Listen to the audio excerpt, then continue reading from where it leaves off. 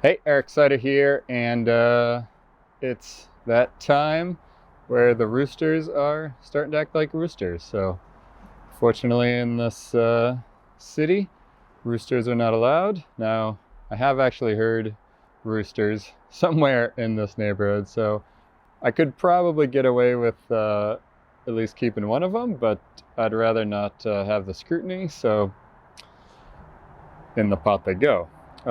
So I got a very makeshift setup, but hoping it'll do the job.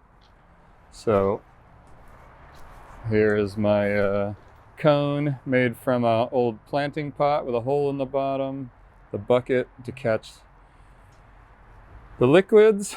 Got the pot of water there. It's a little small, so hopefully it'll do the business in loosening the feathers. I'm getting up to 150. And then when are we doing the butchering in this tub? Got my sharp knives, so hopefully all goes to plan. All right, I got the big rooster already pulled aside, so smaller rooster, and then we're in business. And my feather pluckers right here. So I don't anticipate doing this very often, so I didn't see the need to invest in the proper setup, but hopefully it'll do the job. All right, see you guys on the other side. All right, here we are, processed chickens. Definitely did not go as smoothly as I thought it was gonna go, but you can see there's still some work to do on getting all the feathers out of that one. So we have 2¼ pounds and 3 pounds for the bigger boy.